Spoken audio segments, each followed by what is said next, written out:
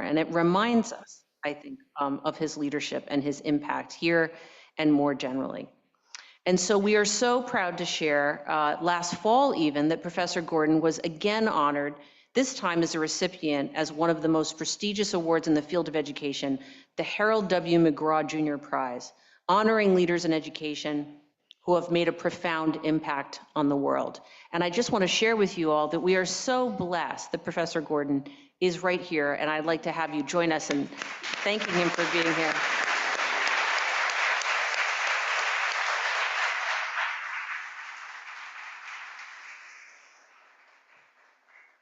Building from this impactful legacy, the Gordon Lecture was created in 2013 to bring scholars, administrators, teachers, students, and educational stakeholders more broadly together to discuss the most pressing issues of the day through cutting-edge research from some of the country's top education scholars. And so tonight, we continue this proud legacy of research, action, and community. Over the years, we have heard from such luminaries such as Professor Charles Payne, Professor Sonia Nieto, Professor Erica Walker, Professor Gloria Latson-Billings, and Professor Dixon Ramon. Tonight, we are so excited to hear from Dr. Hortense Spillers, Gertrude Conaway Professor and Distinguished Research Professor Emerita at Vanderbilt University. Dr. Spillers' work deconstructs deficit narratives of racial and cultural difference, which has been a hallmark of Professor Gordon's scholarship.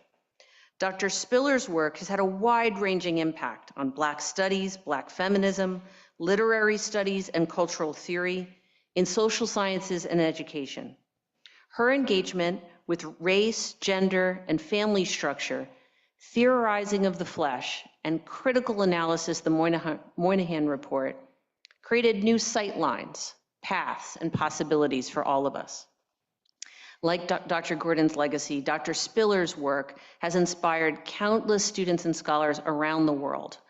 This lecture is a tribute to the incomparable legacy of achievement and service to humanity of these two remarkable scholars and human beings. Finally, I want to thank Dr. Ezekiel Dixon Ramon for his excellent leadership of the Gordon Institute. Through that leadership, many scholars at TC, at Columbia, more broadly around the country and visiting, have found residence, inspiration, and a scholarly home for their work. Before we go to Dr. Dixon Ramon, who will formally introduce Dr. Spillers, we would like to play a short video that highlights the many achievements and legacy of Dr. Gordon. Thank you.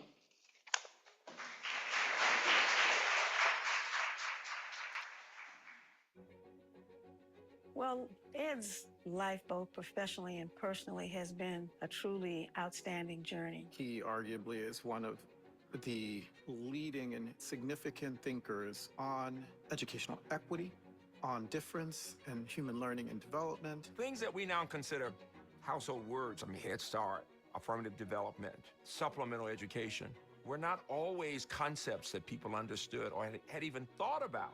It's Ed Gordon. He's a trailblazer, he's a scholar, an intellectual, a teacher. He is a force. He shows us what's possible. This is about a giant in this field who has trained countless educators to think about education differently. The world of assessment is also deeply impacted by Ed's work. It really is Ed Gordon who said to this country, don't you dare assume that all of our students are deficient. The great thing about him being a psychologist and an educator was he was looking at the whole child and the environment that child was growing up in. He has always been a man ahead of his time. He and his wife set up a family health center in Harlem, addressing both health needs and social emotional needs of families. Nobody was doing that work but Ed and Susan. It was around Christmas in '64. I got this call from the White House. The president wants to do an experiment in early childhood education, and we hear that you know something about that. Would you help us?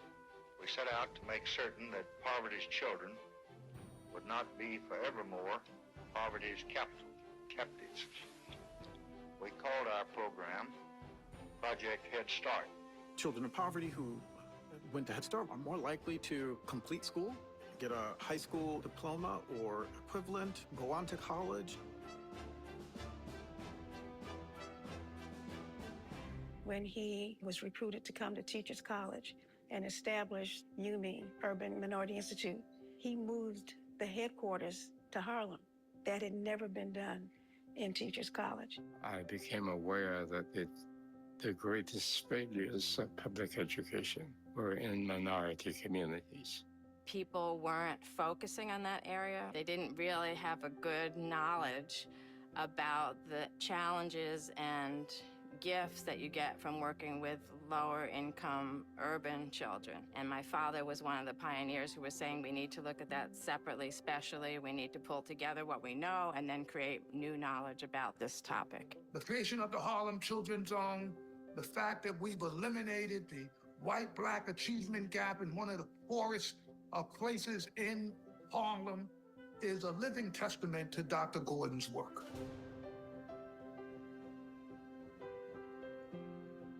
The most significant finding, if you will, that came out of the commission was that assessment should be in the service of teaching and learning, informing the transactions of teaching and learning. Problematizing situations, you're posing contradictions for kids that they are being asked to solve.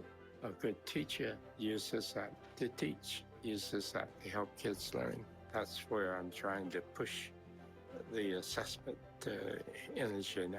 Dr. Gordon. It is a testament to his life's work that even today, this man is focused on how do we make this country a better place for all children. He has a proposal into the National Science Foundation at 103. He's planning AERA sessions for next spring. Because he's the honorary president, he gets session. He's always been a deep thinker. That's what he does, even on his downtime. You can't stop him.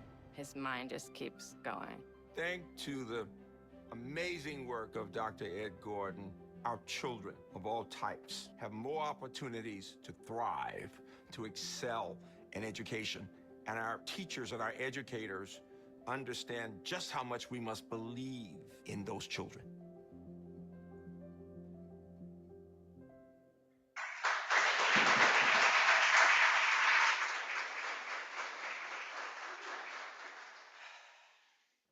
Good evening. Oh, I love it. Give me the energy. Yes. Thank you. Thank you all for joining us. Thank you, Provost Carrie Ann O'Meara, for your welcoming, very warm and insightful and powerful welcoming remarks for this 11th annual Distinguished Edmund W. Gordon Lecture. Also, thank you for even kicking off the reminder of the rich legacy that this institute has had and continues to have for over 50 years. I'd like to extend appreciation to the college for their continued support of this annual Distinguished Lecture and each of the various departments that work with the Gordon Institute to organize this event, including TCIT and TC Generation. Finally, I am profoundly appreciative, I can't underscore this enough, and lucky to have an amazing team at the Gordon Institute, including Paula Henke, Brianna Ritter-Leon, Angela Gooden, and our more recent addition, Masuma Hassan Zara, and the several students that also provide support and contributions to helping to bring this event and many others to fruition. Without them, none of this is possible. I'd like to begin by recognizing that we gather on the traditional lands of the Lenape people. As stewards of the land, they lived alongside and with the givings of the Hudson River, the Delaware River, and the Atlantic Ocean, and the land in between. May we respectfully acknowledge all indigenous people that lived and became subject to the violent hands of settler colonialism, those living and surviving, despite the ongoing and continued horror of state-sponsored violence and dispossession. And to those who dare to imagine another world, and may we work toward that alternative worlding with them. 52 years ago, The Gordon Institute for Advanced Study was founded as the Institute for Urban and Minority Education with the mission of improving the quality of education for urban and minority children and youth, as we just got in the video.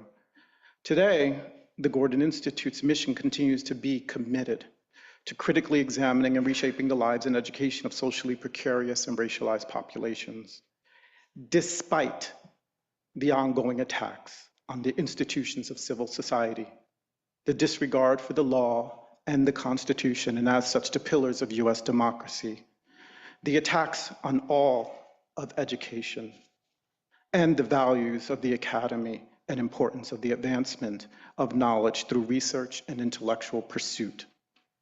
Even in the face of terminated grants, we recognize how the work of racial equity, research, and critical inquiry, professional learning, and engagement with schools, communities, and policy are profoundly important, especially right now. We are steadfast in our commitment to our mission and our work because we understand, as we learn from thinkers from Aimé Césaire to Frantz Fanon to Michel Foucault, that the antagonistic space of contestation is in discourse and how that discourse becomes materialized in actions.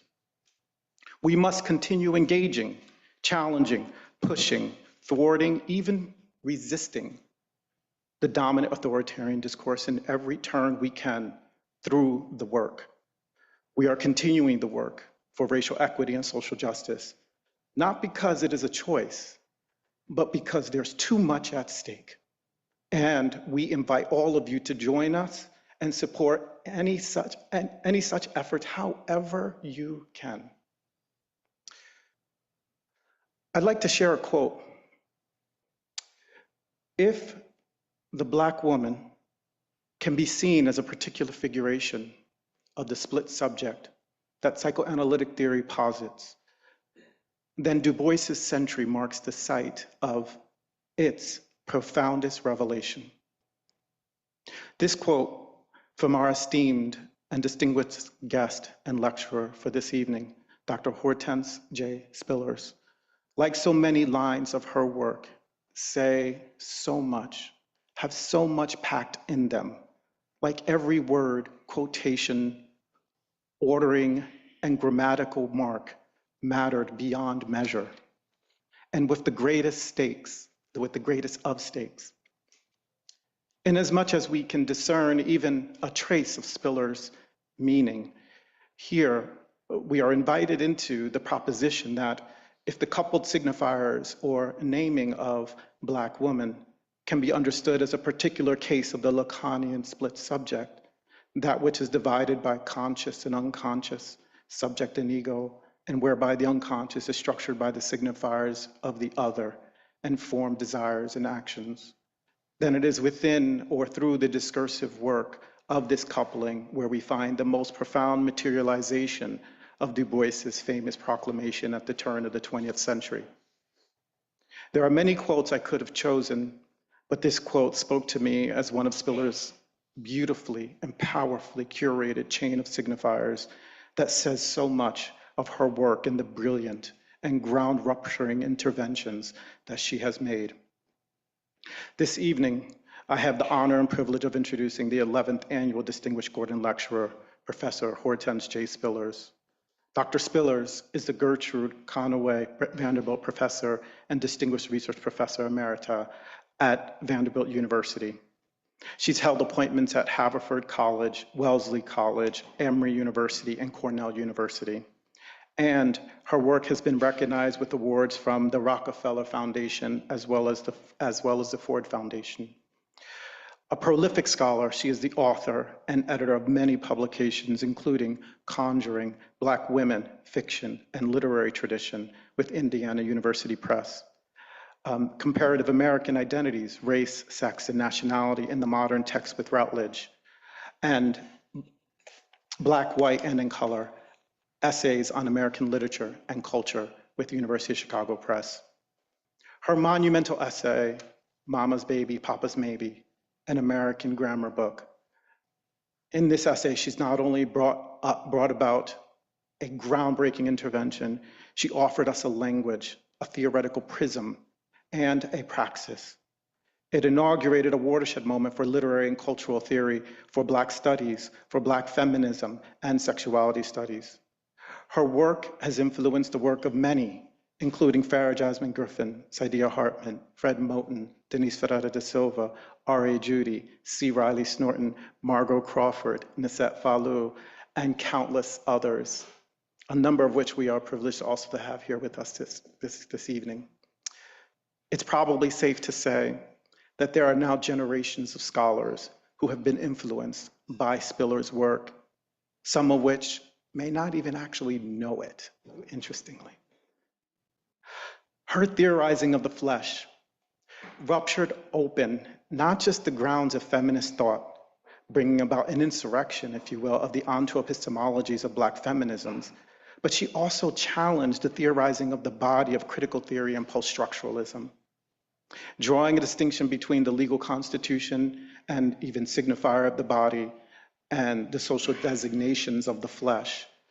Spiller's theorizing of the flesh carefully delineates what critical theory missed or lacked account for in, of course, I'm losing my spot. Spiller's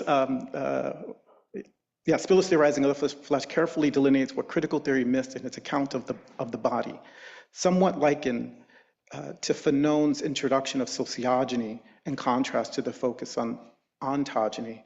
Spiller's sharply states, quote, "Before the body, there is the flesh." That 0 degree of social conceptualization that does not escape concealment under the brush of discourse or the reflexes of iconography, end quote. Prior to the legal constitution of the body is the formation of the flesh, a formation that is bound by markings or traces of political violence, designating a hierarchy of humanity. The flesh is both literal and figurative, and as an effect of a discourse and system of naming or a grammar, she posits that it offers a, quote, praxis and a theory, a text for living and for dying, and a method for reading, end quote. The markings of political violence of the flesh are what Spillers refers to as hieroglyphics of the flesh that are produced from the instruments or acts of violence such as whips, police brutality, mass shootings, or through speech acts. Spillers argues that the hieroglyphics of the flesh are transmitted to future generations and is concealed in what is narrativized to be pathological or biological explanations of hierarchies of difference, making them even seem natural and taken for granted. In education, Spiller's work has influenced our reading of the racial and Black women in social science and social policy literature. Her engagement with the Moynihan Report is one of the sharpest readings and critiques of why Moynihan's account and pathologizing of the matriarchal structure of the Black family was wrong. As she states, quote, "In a fatal misunderstanding, the dominant culture assigns a matriarchist value where it does not belong, actually misnames the power of the female regarding the enslaved community. Such naming is false because the female could not, in fact, claim her child, and false, once again, because motherhood is not perceived in the prevailing social climate as a legitimate procedure of cultural inheritance," end quote. The implications of her analysis are profound for education and child development, and especially with regard to questions of the racial and of gender, and for understanding what becomes seemingly understood as naturalized difference in whether it's achievement or various forms of performance, and the ways in which it becomes the kind of narratives of pathology and deficiency of those differences. Of course, I could go on. I actually literally had to cut this, by the way. Her career has been tremendous. I could go on speaking to Spiller's amazing career and contributions probably for the rest of the time of the lecture, but I know you all did not come here to hear me. She is one of the most brilliant, prolific, sui generis, and intellectually powerful scholars of our time. Honoring her through this distinguished lecture is just one small way to give her her flowers. Following Dr. Spiller's lecture, she will be joined on the stage to be in conversation with C. Riley Snorton, professor of English language and literature at the University of Chicago, visiting professor of English and Comparative Literature and the Institute for the Study of Sexuality and Gender at Columbia University. And in addition to other amazing works, is the co-editor of the recently published The Flesh of the Matter, a Hortense Spiller's Reader. Following Q&A and discussion, we will then be closed out by my incredible colleague, Dr. Davinia Gregory Kamika, Assistant Professor of Arts Administration at Teachers College, Columbia University. And without further ado, please join me in welcoming the 11th Gordon Lecturer, Professor Hortense J. Spillers.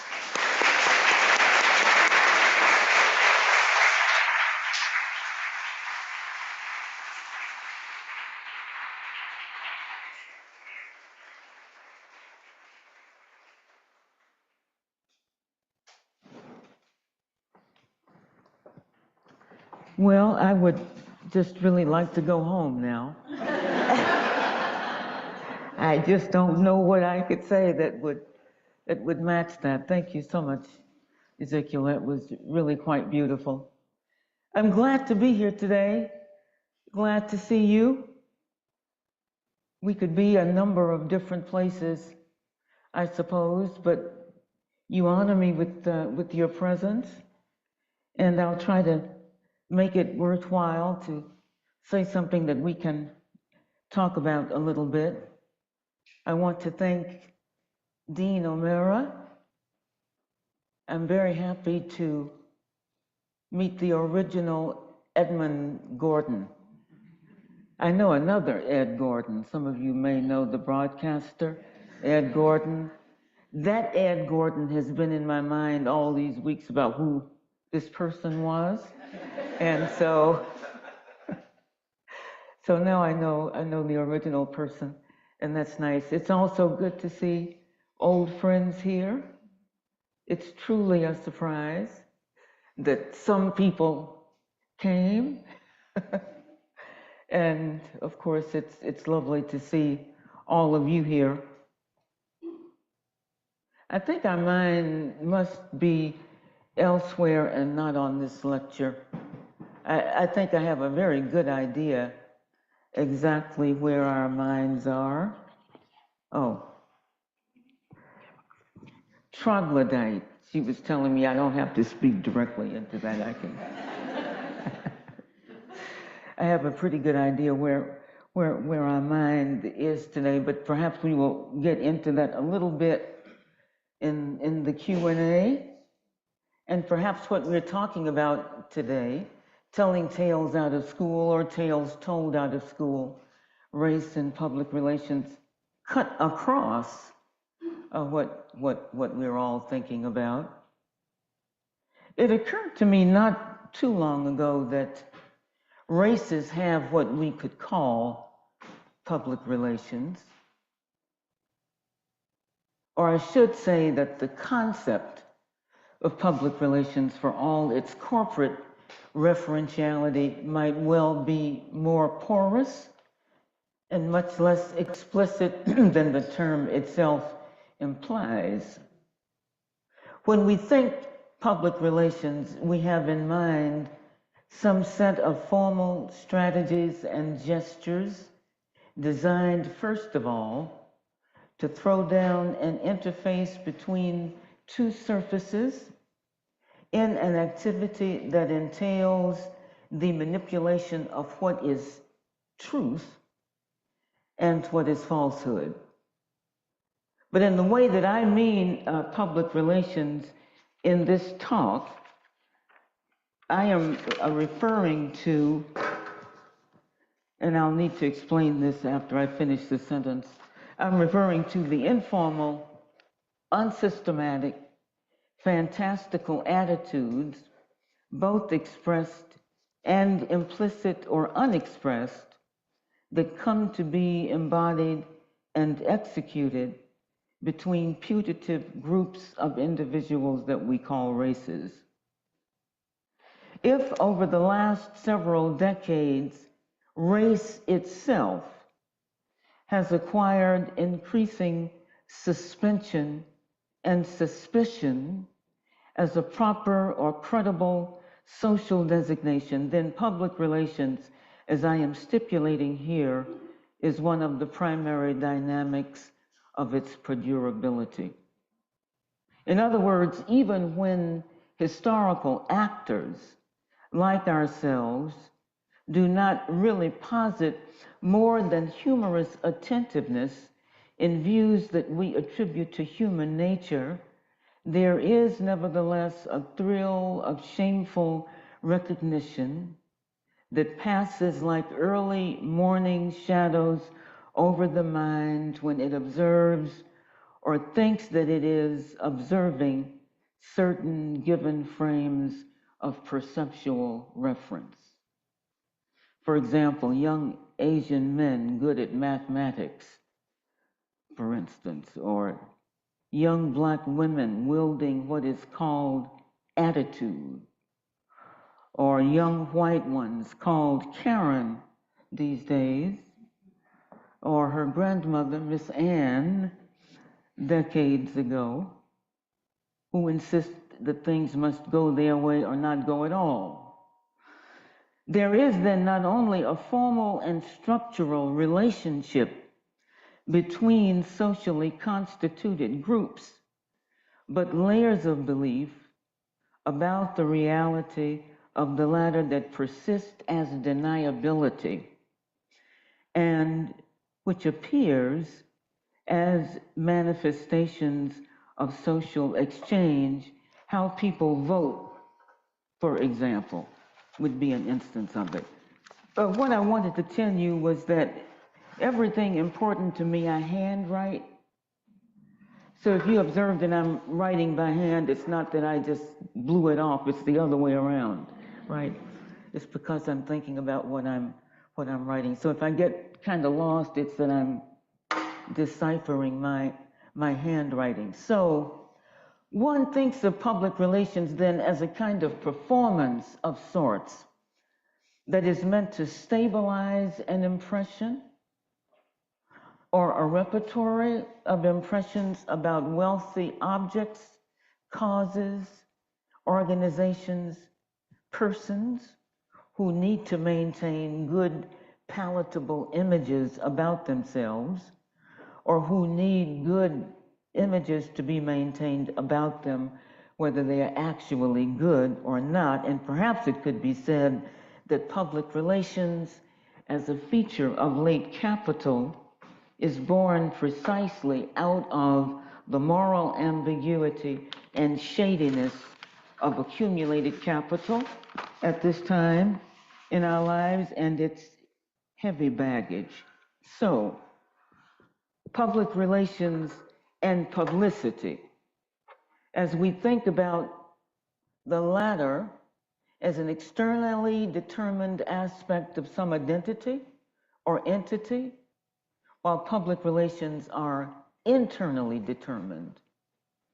But I wonder if public relations, or PR, might float freely between what can be decided on a putative inside and what might be released like a deadly missile against it. In other words, it is no longer clear to me what public relations are, though I see them everywhere, as if the world were indeed a stage. It is as if the public sphere, with its historical actors, only existed now in the shadows of a spectacle that I cannot name, but it seems to me singularly bereft and divested of history and culture. Could we say then that publicity, public relations, not only take the place of something more substantial, but that they are also one of the sources of our common despair? They're certainly in companionship with the mythical, or that dangerous place where people steal pets and make a meal of them. And in this place, we come upon race as the crucial reified feature of a dangerously fantasized world. My thinking on this matter begins with, and you will remember them, the dizzying maneuvers of chapters 5 and 6 of Frantz Fanon's Black Skin, White Masks, where he infleshes certain details that he sketches out early on in the text. In the introduction, Fanon argues that it is the disalienation of Black personality that involves, quote, an immediate recognition of social and economic realities. But such recognition must be inflected, Fanon says early on, along 3 dimensions of being that answer to phylogenetic tendencies, ontogenetic perspectives, and Fanon adds the sociogenetic. Beside phylogeny and ontogeny, he says, stands sociogeny. Fanon's sociogeny, and I know no other critical commentary that has spoken from this particular angle and about this idea, and if you do, please let me know, equals what I am calling here a race's reputation. What is said of it in relations to others, just as if it were an individual. I need to say here that my use of race in this presentation is riddled with the sort of anxious self-consciousness that might have glanced W.E.B. Du Bois's Conservation of Races, 1898. In other words, we realize that race is our most powerful fiction and that we ignore its effects and effects at our peril. If for no other reason than the pragmatic grasp of race in our midst, we must recognize that we are called upon to act as though the fiction were real. What Du Bois at the end of the 19th century understood as a crisis to be addressed by a putative collective because of the color line dangerously inscribed in the era of Du Bois's essay by the perils of an aborted Reconstruction, Fanon, nearly 3/4 of a century later, would approach race as a question of a socio-diagnostic, Fanon calls it, or the state of Black personality in relationship to the white gaze. Fanon tells us that he is interested in the exploration, quote, of a dual narcissism. Quote, the white man is sealed in his whiteness, the Black man in his blackness. We tend to forget that in this calculus, we cannot solve for X unless both sides of the equation are affected, even though the stakes for Blackness and whiteness are radically different. Or are they? The fact of Blackness opens with a gaze that is movingly fictitious as we surrender to the ontological inquiry with enormous psychoanalytic implications. Look, a Negro, a phobogenic object to the white world. Fanon's Negro of the Antilles, though born of an important geographical distinction, metonymically expresses symptoms of capture that Fanon's disalienating gestures would liberate, but perhaps as good as a liberational gesture, Fanon's project wants to lay out a problematic in a way that has no precedent. In brief, a psychoanalytic subject in Black and its attendant curricular objects do not emerge, as far as I can tell, until the Fanonian project in a post-war world seriously engaged in the work of decolonization and the dismantling of apartheid, as well as the afterlives of slavery. From that point of view, Both the context and the content of black skin, white masks confront us as revolutionary possibility. The ontological drama that unfolds in the opening paragraphs of the fact of blackness stages the fragmentation of personality predicated on a look that penetrates, running over my body, suddenly abraded into non-being, endowing me once more with an agility that I had thought lost, and by taking me out of the world, restoring me to it. In the grammar of this passage, Fanon achieves a synthesis of feeling and affect that is compounded of existential reference in the psychoanalytic frame. His doing so allows us to understand what is available in Black writing up to that point in fictional narrative and the career of protagonists. But Fanon's psychoanalytic subject in Black inscribes a theoretical efflorescence that flourishes alongside double consciousness and invisible man as an innovative structure of feeling that demonstrates how race particularizes its mythical resources. This marks one of the substantial achievements of Black Skin, White Masks that both dismantles and deploys race. By way of the sociogenetic element, Fanon's psychoanalytic subject choreographs the something more that I am getting at in raising the question about public relations and what it means. Fanon puts it this way: a body moves through a material scene not out of habit, but out of implicit knowledge. A slow composition of myself as a body in the middle of a spatial and temporal world. And this language, to my mind, is very Jean-Paul Sartre, right? And Heidegger. I mean, you can just hear those echoes in there, right? Such seems to be the schema. It does not impose itself on me. It is rather a definitive structuring of the self and of the world. Definitive because it creates a real dialectic between my body and the world.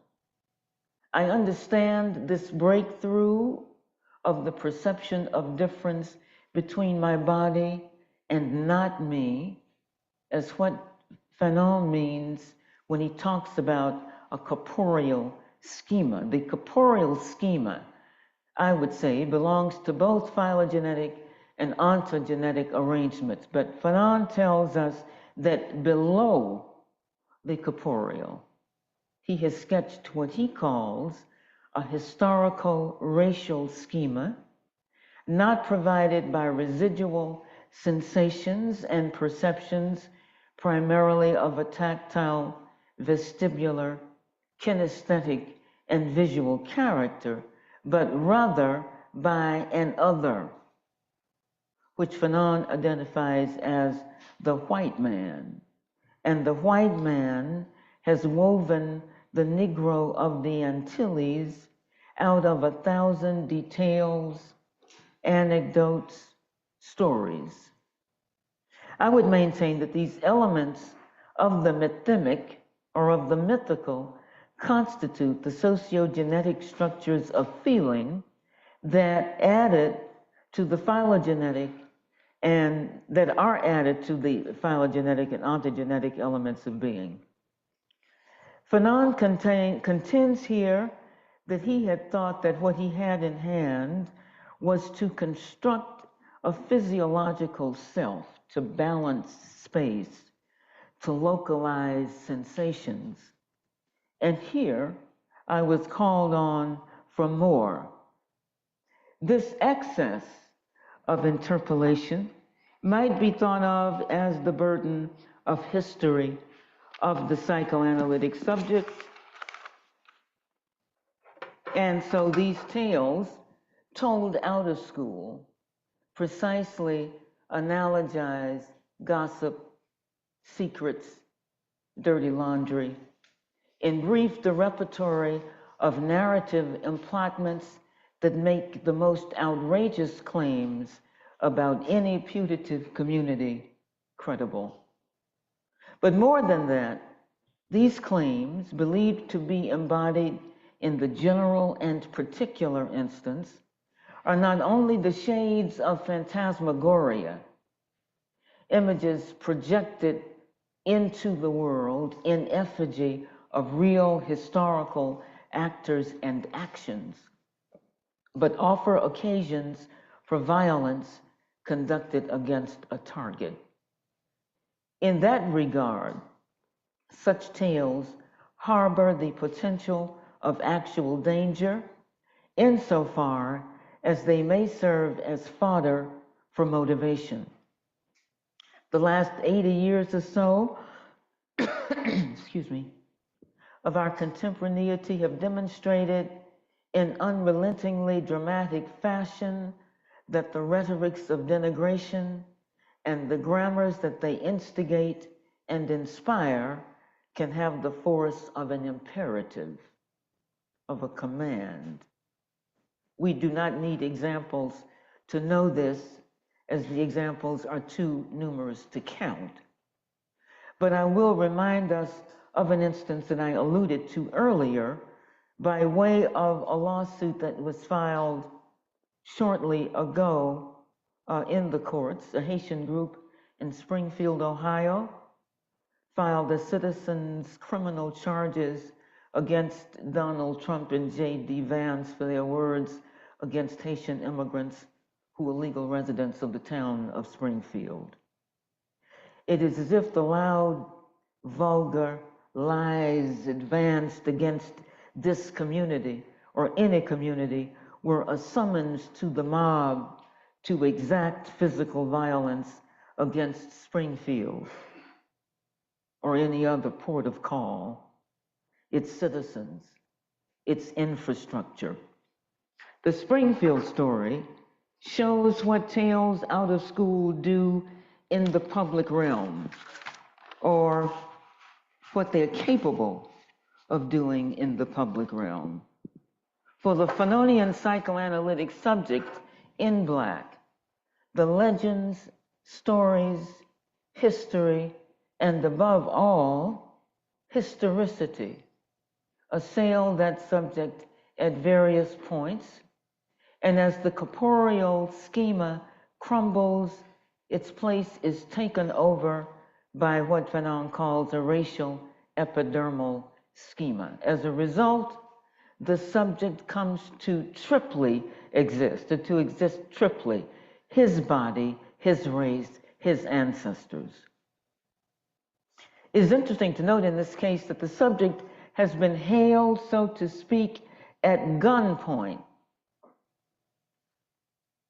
The exclamation that the child utters in its mother's arms, "Look, a Negro released in a public place on a train, and supposedly by an innocent, a child in its mother's arms."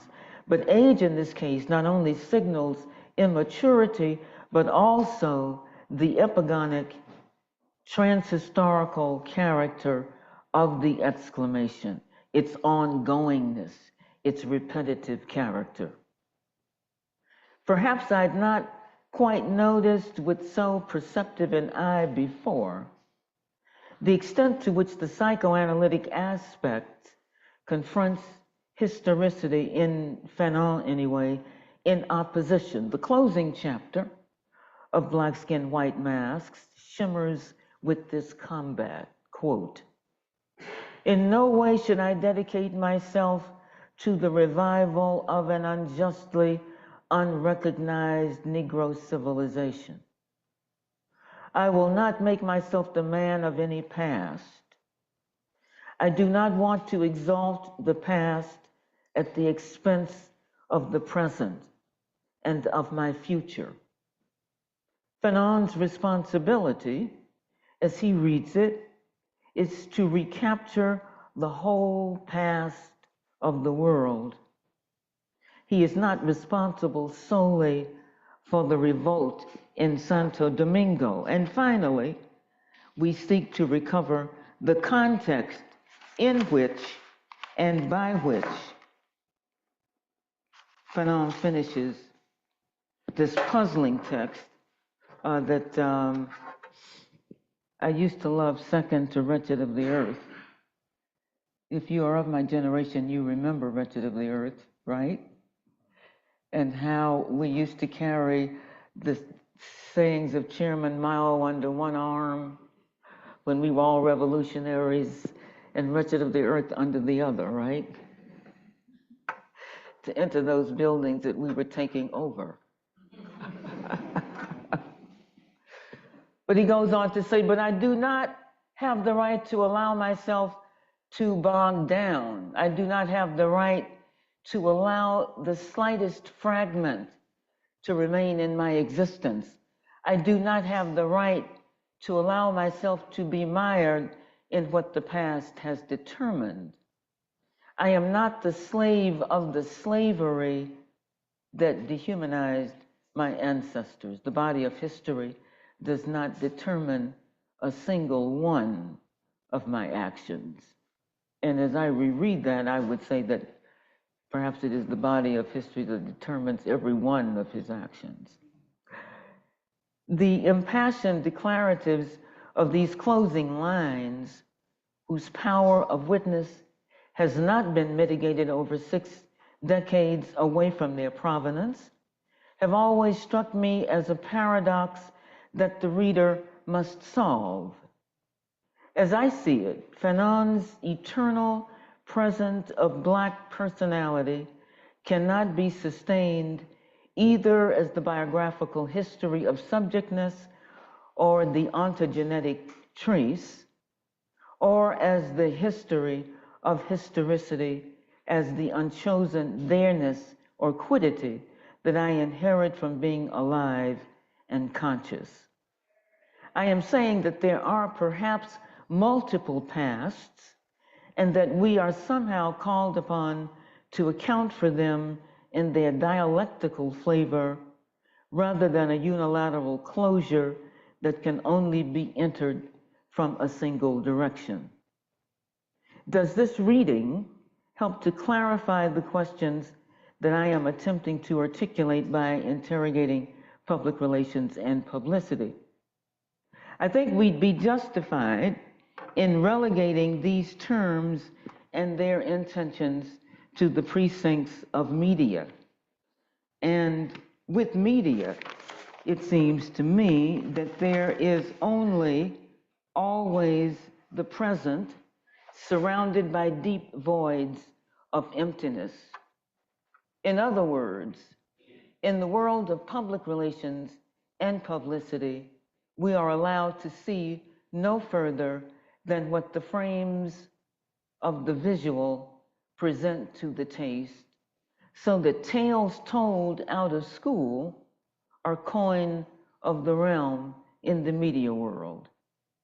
This flattened view of experience, whose sole outlook is the bottom line, that reduces all notions of the social to consumption, commodification, the transactional, seems impenetrable and all the way down. But how true is this perception?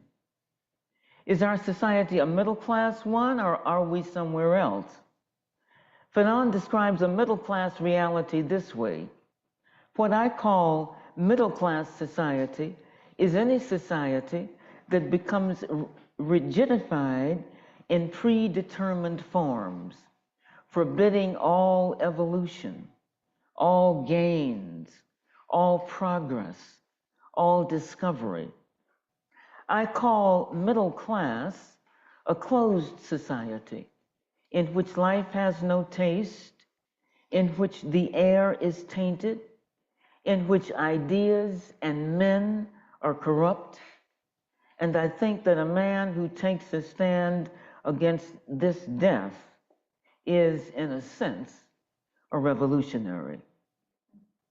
To my mind, this standing against inscribes the historical dimension in the retrieval of a living complexity, which public relations would deny.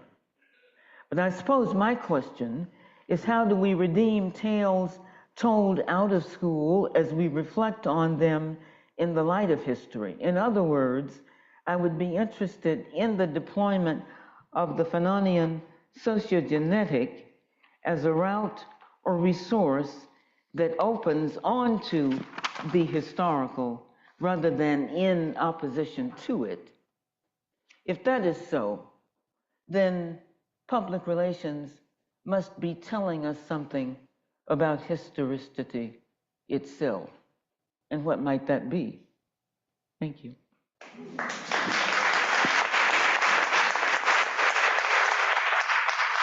Thank you.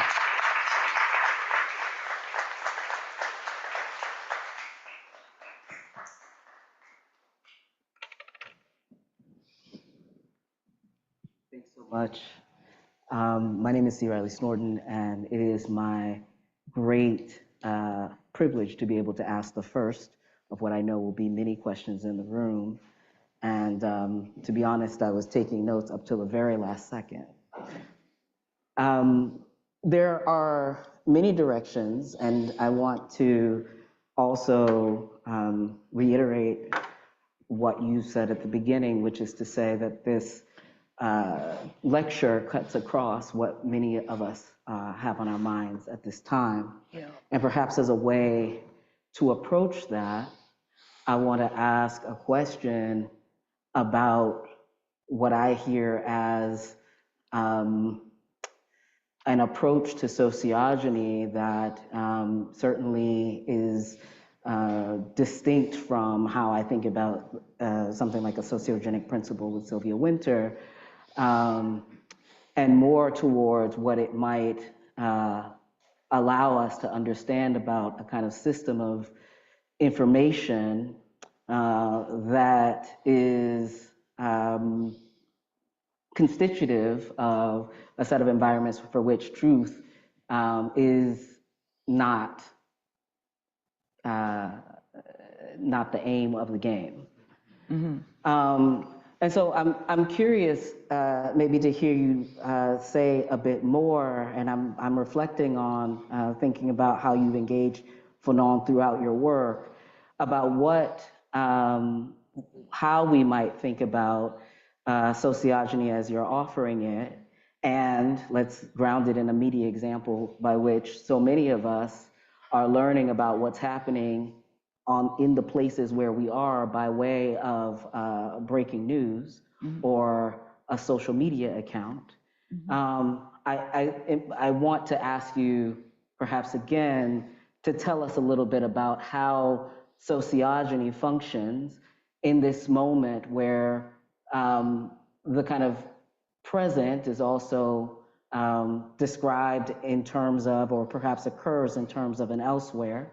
While we are actually, and yet we are actually right here, able to kind of think about what is happening, let's say, within the proverbial schoolhouse. I hope that that is mm-hmm. clarifying. I'm asking the question as I'm also trying to grapple with all that you put on the table here. Mm-hmm. But I also, I welcome. Any sparks that kind of set of curiosities, invokes as a response. Okay. Well, the first thing I want to say is that I thought you were going to give a paper. Okay. Sort of in response to this paper. Yeah. A little one. Ah. Okay. The thing that I think about, the way I'm thinking about public relations is not the way that it's generally used. It is generally used to clean up something, uh-huh. or to keep something clean. Uh-huh. When Fanon talks about the sociogenetic, um, it has a negative valence, right? I think that's my understanding of the anecdotes and tales. It really represents a kind of pathological response of one group to another. Yeah. And so your question is sort of, what's the use of it now, right? Is that sort of what? Yeah, I think that's certainly one valence of it. I mean, I think it's helpful to hear you specify your reading of sociogenesis as it appears in the lived experience of the Black or the fact of Blackness, because in some ways I will admit that I've thought about it as a kind of thinking about the psychology as a kind of social phenomena. And I think about that then primarily through kind of reading and rereading Sylvia Wynter's attempt to make it do something else. And so I think part of what I find so fascinating about and meaningful about what you've shared is to think about how sociogenesis in relation to first of all, to the example Stefan offers in the chapter, but also in relation to the example that you offered in terms of thinking about a response to the besmirching and disparagement of Haitian immigrants, et cetera. So it wasn't always for me a negative valence. It wasn't a negative valence as so much as a diagnostic concept for thinking about, in other places, the ways that race sensitizes, gives meaning to psychoanalytic paradigms. And so I would be eager to hear how you think about this, the kind of sociogenesis that you're asking us to consider by way of your work and its relation to the present. Sure. I think of what I understand Fanon to be addressing in that work as a kind of wall of terror that one keeps averting his or her eyes from.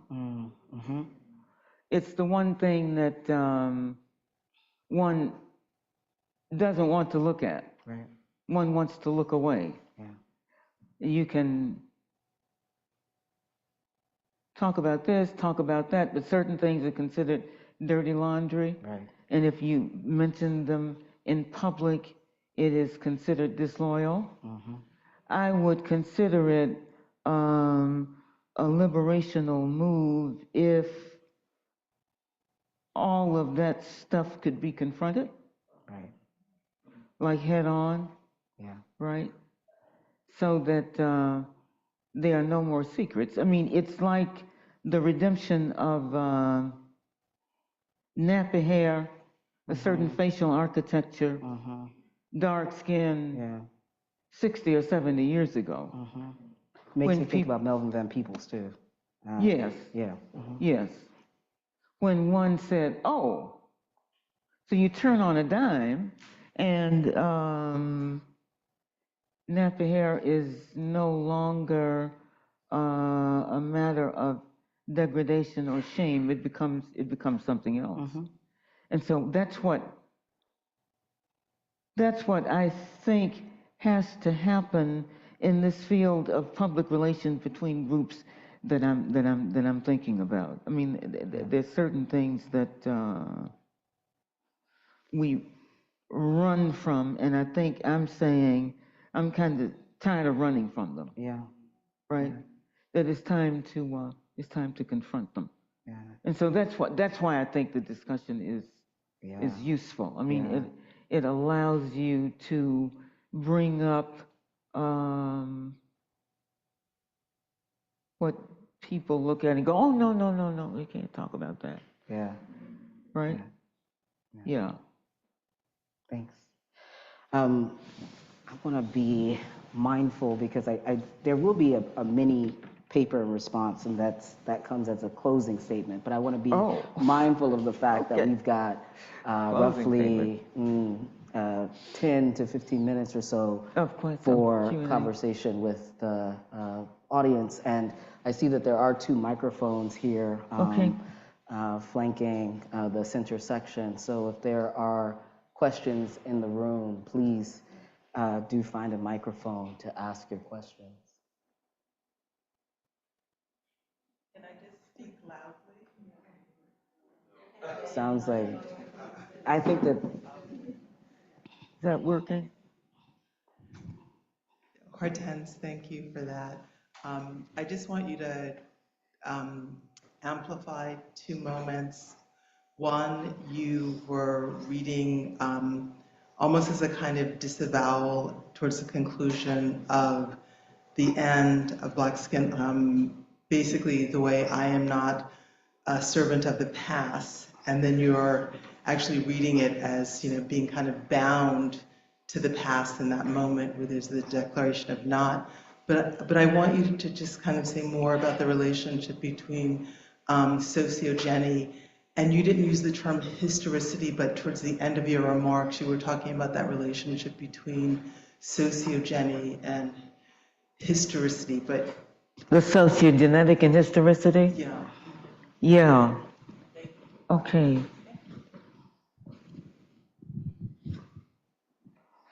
You know, I think about this a lot, and it's a crude response to a really good question. But as I see it, those tales that are told about people have to do with their struggle upward, right? Into the light, right? And so I would say that all groups have that, but then only some groups are reminded that they have it. Everybody else, let these folk tell it, let some people tell it, came into the world already perfectly formed, right? There was never a struggle, there was never doubt, there was never any of that. The only people who struggled were some people, and I think that might be a synonym for race. That the people who struggle are the people who have race. The people who are unmarked that don't have race didn't struggle. But they still came out of somewhere, or out of something. And it is that relationship between the struggle to stay on your feet, to stand upright, to be human, to make a human life or human connection. All races do that. And in acknowledging that, there is no way that any one group can claim superiority over another or inferiority in relationship to the other, because we all went over the same coals, the same seas, the same dangers, the same pathologies and diseases, or they were analogous enough. And so that's what I think so-called conservatism wants to forget, and where the whole rage against something called diversity, equity, and inclusion is coming from. It's coming out of the desire not to have to talk about that stuff. Right. But what I'm saying is that we've all got some stuff, and let's talk about it. It is a privilege then to be able to forget the stuff, to have enough money, or to have enough race, or enough gender, or enough whatever it is, to be able to forget that you have struggled and fallen and come up short, that there is a deficit or lack. So for me, that's what the relationship is. That those stories that we tell about other people's putative or apparent weakness comes out of the desire to mock and have fun in the oblivion of where we've come from. And so that's what I would like to see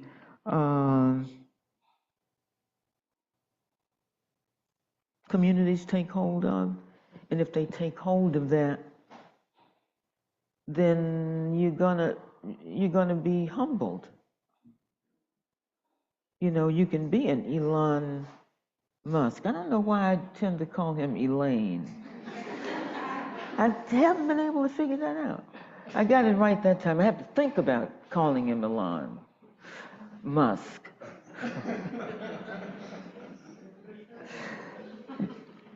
You know, Dickens couldn't have written it better, right? The world's richest man takes away from the world's poorest man. So what gives him the right to think that he can do that? That's what I want to know. And people like that. Where does that come from? And I think it comes out of a kind of spiritual and intellectual arrogance. And so I think that's what history prevents us from doing. If you become a student of it. I think that's what historiness is, historicality is. I think it is that I have to recognize where I've come from. And if I can do that, then, you know, I might be able to live wholly and vitally. Yeah. But until that happens, then I'm living a lie or a falsehood of some kind. And that, to me, is the relationship between the historical and the sociogenetic. Yeah.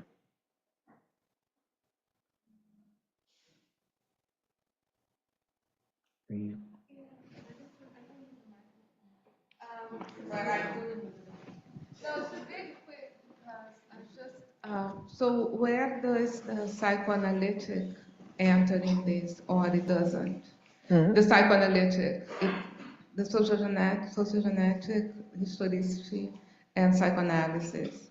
So you are speaking now, and I have all the things you could be by now, and you know, and the proposition on interior intersubjectivity, and I hear you like making historicity more explicit, and I'm wondering where you put psychoanalysis.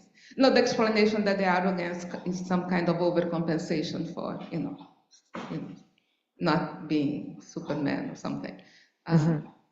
But where would psychoanalysis be in that?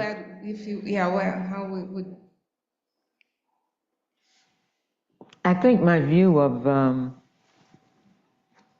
the psychoanalytic is probably very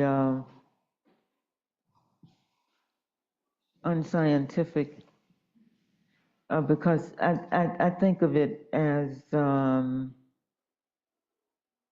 nothing much more than self-awareness, and that there are different strategies and a canon of stories and practices that go along with it, but that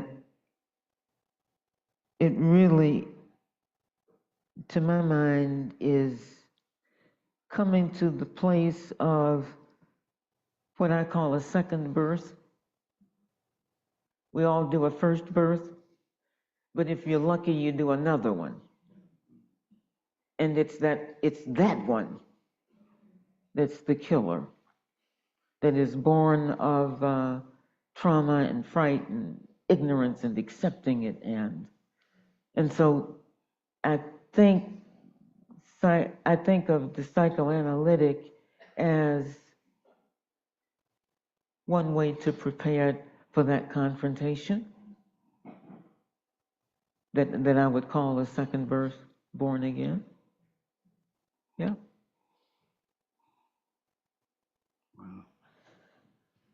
I see a hand. Is there someone who can run the mic?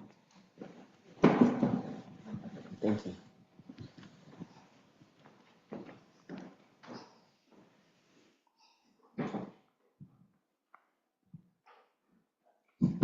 Thank you. Late Arthur Schomburg stated in his essay, The Negro Digs Up His Past, though it is orthodox to think of America as one country where it is unnecessary to have a past, what is a luxury for the nation as a whole becomes a prime social necessity for the Negro, excuse me for the pause.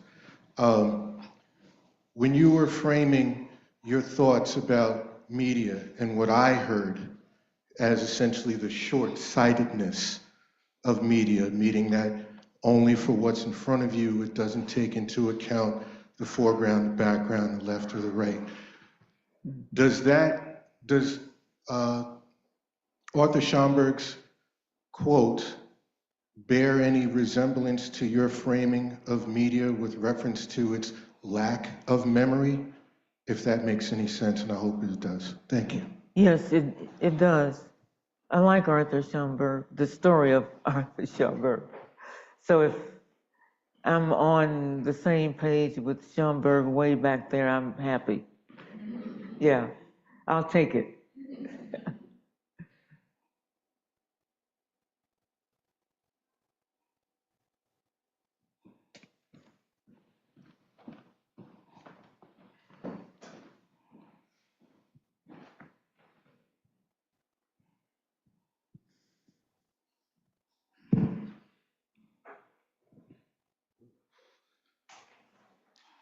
So my question is around the future of your work. And so I imagine 50 years from now, many of us might actually still be teaching your work. I think about spatiality and Fanon's grappling with blackness, embodied blackness, and whether I was teaching Fanon in Brooklyn versus whether I was teaching Fanon in Harlem, the understanding of that blackness may be very different. Mm-hmm. So my question is, in 50 years or 100 years from now, when one might say the physical teacher might be extinct, but the work of the teacher is still there, how might you, what advice might you give to the future teachers of Fanon that might sort of ground their awareness of blackness, spatiality, and the roots of what might be embodied blackness from his eyes? The future of Fanon. Yeah? Yes. Yeah. Well, I think he has a great future.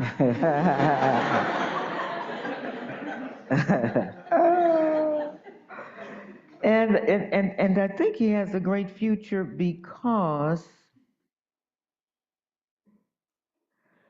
we have finally accepted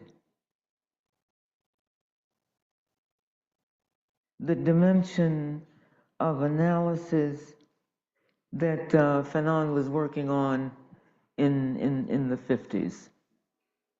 And we have finally caught up in that regard with Negro America of the 1940s that had a psychoanalytic institution here in Harlem.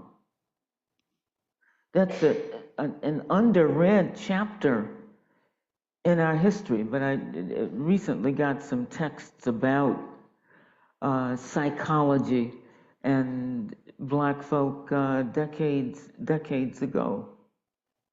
And so what that would suggest is that some people had an understanding even then that, you know, it's not a matter of, it's a matter of revision and correction. That you're not applying wholesale any particular set of principles, but you're correcting for the environment, for the circumstance, for the context, and so forth. And so I think Fanon is on that last train to Brooklyn, or the last picture show. I think you will not find many Black people who will say today, F psychoanalysis. They took everything from me. They ain't gonna take my soul. Which I heard somebody say years and years ago. A friend of mine actually was giving a reason why he was not particularly interested in psychoanalytic inquiry, because he didn't think it had anything to do with Black folk, with Black life. And I think we don't think that anymore. I think we think that anything human has to do with Black folk, and vice versa. From basket weaving to the presidency of the United States to a cure for rheumatoid arthritis, which I have, right? To nuclear physics and Gayle King going up in space. She was on that team, right? Yeah, Black women, yeah, we right there. Yeah. Yes, sir. Going on up, moving on up.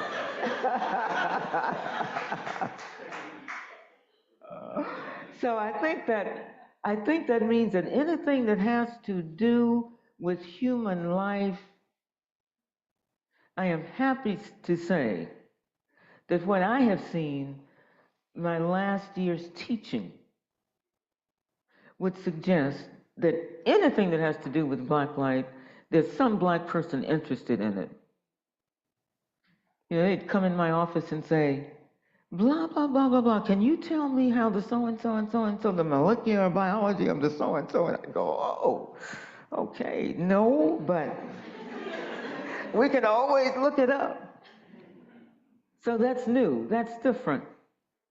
And I think what that means to me is that we've thrown off fear. I think that's right.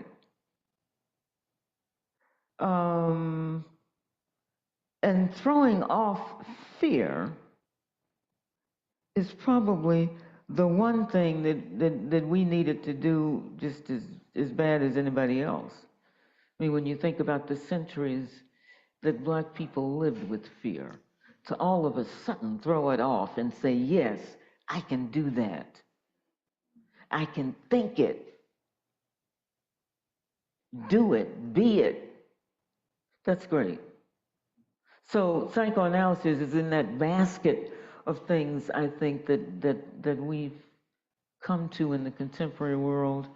And so I think it has a bright future. I mean, it is one more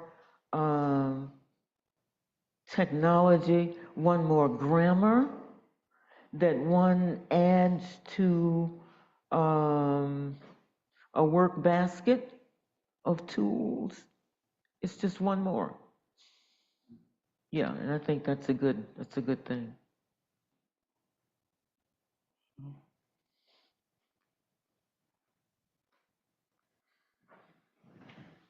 Thank you, Hortense, for that. Uh-oh, there he is. We don't have to say that, do we? Okay.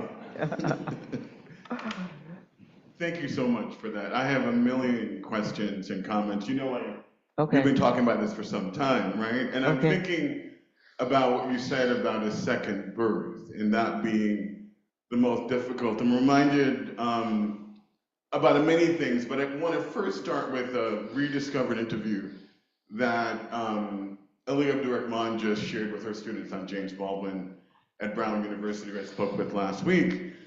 It's an interview that I published with the James Baldwin Review where Baldwin is speaking in 1969 after all those shameful American assassinations. And it's a very detailed sense of what his temperament is in 1969.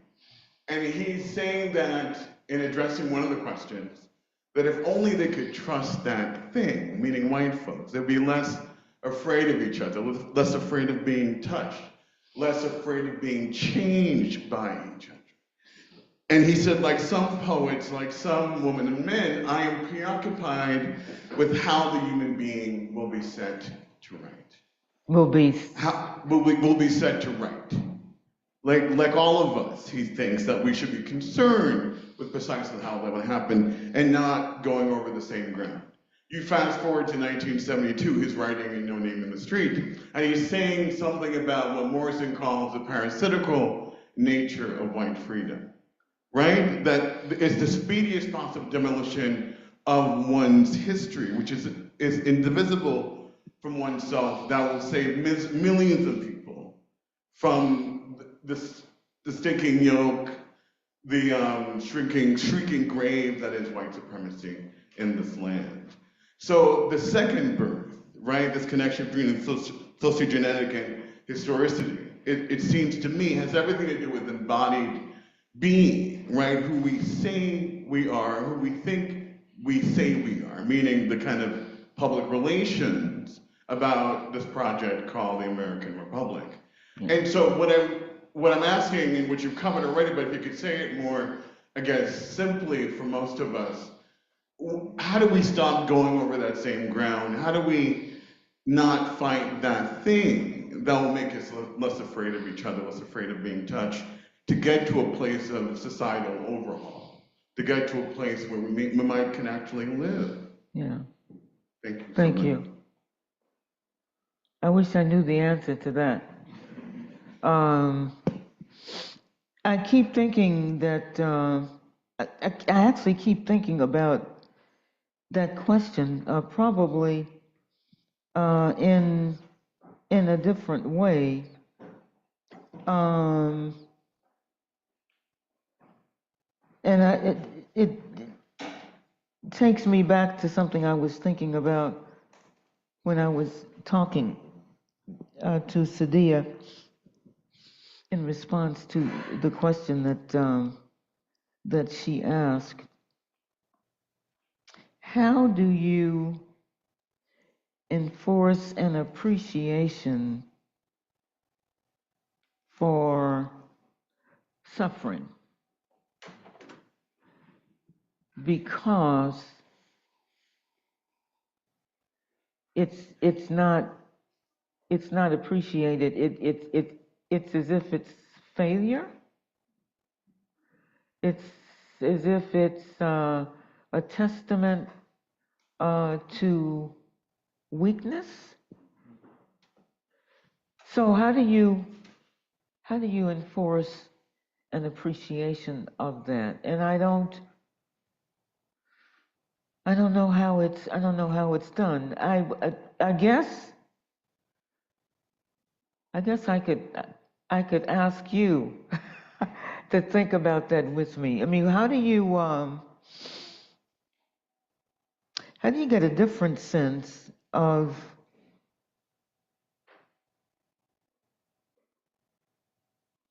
what it means to come through a tough time over generations, or over a lifetime, or over a year, or a few weeks? I mean, how do you? What's the answer there, you think? Are you asking me now? Well, if you care to enter into it. Is that okay for me to respond to? Yeah. I think one can't have an injunction from around, right? Moral suasion no longer works. So the appreciation for suffering has everything to do with how you become a moral human being, how you become an historical adult, a kind of how do you approach moral adulthood in a sense of personal authority about who you are as a person in the world, right? That should be its own end in and of itself. In the absence of that, I think that the sense of mutual responsibility, that we're responsible for each other in this world, is one way to go. But we gotta keep trying something and not going over the same, not over the same ground, to your point. Yeah. Not engage in a certain kind of black or white PR in terms of the kind of political establishment that forces us not to look inward, right? Yeah. Forces us away from empathy. I mean, which some people whose names were mentioned earlier take as a sign of weakness. And so I think we have to keep at it. The humanities is not over and has a lot to teach us. Yeah. And so that's my only thing to say is that when I quoted Baldwin earlier, is that how do you get the personal authority is achieved that only because we sit down on our own individual buckets, as my mother would say, right? We come into the world as sort of people and we get out of it when we can. Yeah. The space between is where it all happens. Yeah. And so according people into that reality, they got to leave the world a little better off than you found it, is one way at it. But then we keep throwing things at it, we'll see what might ultimately work. But there's no one answer, it seems to me.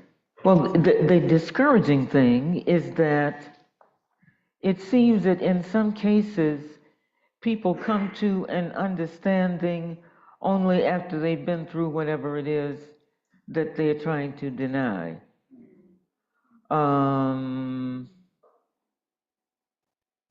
You take a different view depending on what's happening to you in the world. And so if that's the case, then that really puts limits on what we can understand, right? Because we're limited in time and the ability to endure and experience, and we're not going to be here forever.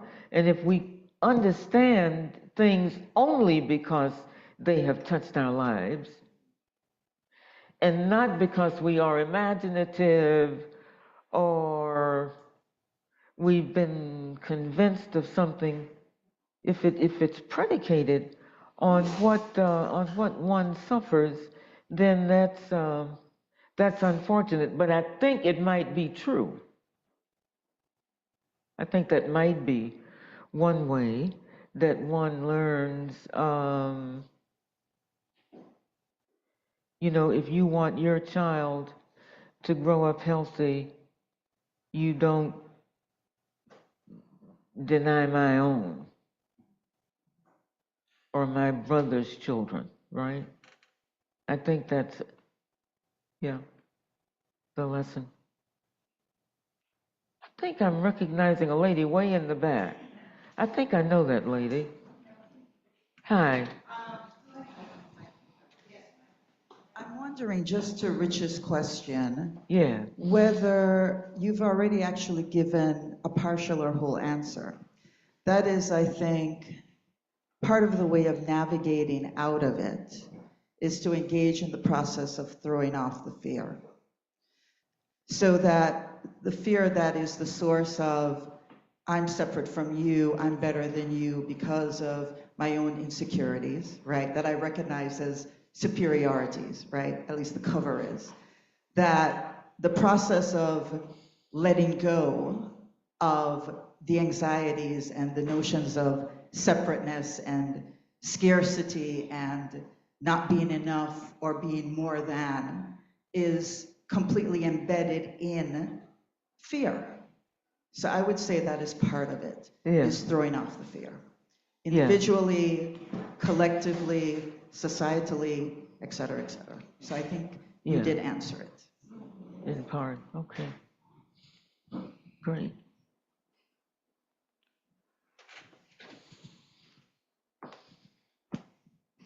Good evening. Good evening. Wow. I am Davinia Gregory Kumika. Hi. Assistant Professor of Arts Administration here at Teachers College. And I have no paper. My remarks, they're going to be simple and they'll be short because how do I follow that? I'm here to close us out, but that's impossible, so I won't. I want us to continue to talk about this afterwards, all week, all year, to revisit the fact of blackness, black skin, white masks, the wretched of the earth, the work of Du Bois, Winter, Fanon, Lacan, Césaire, Sartre, and of course, of Dr. Hortense Spillers. Sorry, I've got a quiet voice. What a tribute to an intellectual genealogy of which we are part. It's profoundly strengthening at a time when we need it so much. So thank you, Dr. Spillers. Like Riley, I'm grappling with all that's been put on the table here. I'm still meditating on what Dr. Spillers profoundly, Spillers' profoundly supranational American grammar means to me. I sat in the audience, listening and meditating, and I prepared for these closing remarks. I was meditating on my flesh and what it tells me, and I began preparing the closing remarks beforehand, thinking that I came to Dr. Spillers' work late. I'm a person who reads and writes and thinks and produces scholarship here at Teachers College, but I was trained somewhere else, as you can probably hear from my voice. And education systems exist in national silos. However, those traces that Ezekiel spoke of, the traces of history that are present in the flesh, are mine too. I wrote of it in an essay, Home is in the Traces, before I knew of this work. And I took those traces from others who were influenced by Dr. Spillers. Dr. Spillers said today that in public relations, there is only always the present, surrounded by deep voids of emptiness. She asked, how do we redeem tales told out of school as we reflect on them in the light of history? This made me think of history and historicity and where we came from, and being honest and uncynical as a way to get to the second birth that she mentioned. Dr. Spillers, you said, we've all got stuff, now let's talk about it. Thank you. This is about finding relationship with one another. We can get to know each other's pain, and as Dr. Spillers said, we'll be humbled by it. Coming at the current end of this legacy of thought, I mused recently, and follow me because I'm about to talk about food, and I know it's coming to the end of the evening, we're probably all hungry. But I mused recently about what has come up in the questions to do with moral adulthood and mutual responsibility by thinking about a past example. Remember, we've been talking about knowing where we come from, or the history, historicity being part of this, fusing together. Amused, my people are from Jamaica. And when I think of Maroons who came from different tribes and communities, my first thought isn't of them engaged in guerrilla warfare that we learn of in abolitionist folklore. I think of the pits they dug, in which they roasted pigs for days, burying them underground to hide the smoke from colonizers who may otherwise use it to seek and take them out.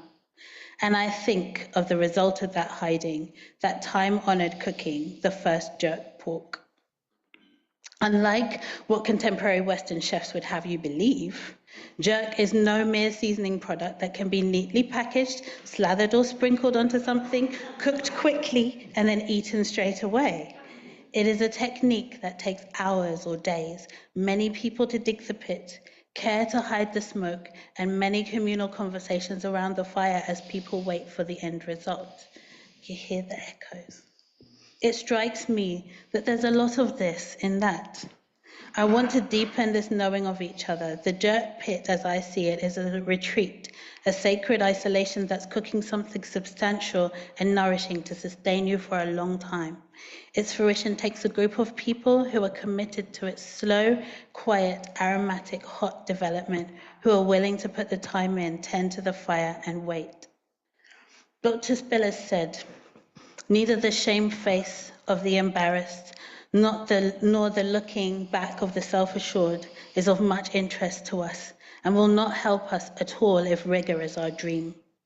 We might well be embarrassed at the actions of national and sometimes institutional behemoths of which we are a part. Dr. Spillers reminds us that not looking away is necessary. She reminds us of grammars and provides us with a grammar for facing things that we need to face now. We must keep speaking, keeping insisting on our humanity and the humanity of others. This is what I'm still learning from your work, Dr. Spillers. So thank you for the empowerment in your words, the call to repeatedly understand that we are not and never have been stultified into silence, and I'm quoting, in the face of what you call the passions of a bloodless and anonymous archaism, showing itself in endless disguise. When that archaism is no longer anonymous, but remains insidious, slippery, and difficult to root out, you give confidence that this historicity bears some hope and a path, albeit a complex path and a complex hope. So thank you.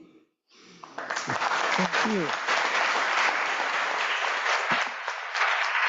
Thank you. Thank you. Thank you.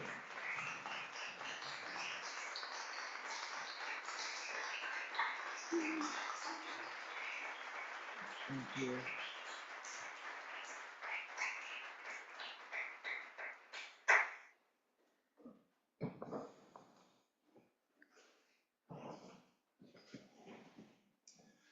So we can thank you all again. Thank you, Dr. Spillers, again for an incredible talk, lecture, conversation, and just the gifts of knowledge and learning. We can all make our way to the reception. That's right down the hall here. Thank you all for coming again.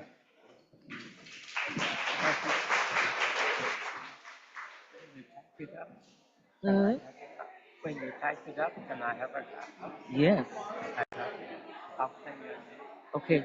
Thank you very much. Thank you. Thank you. Good to see you. Yes.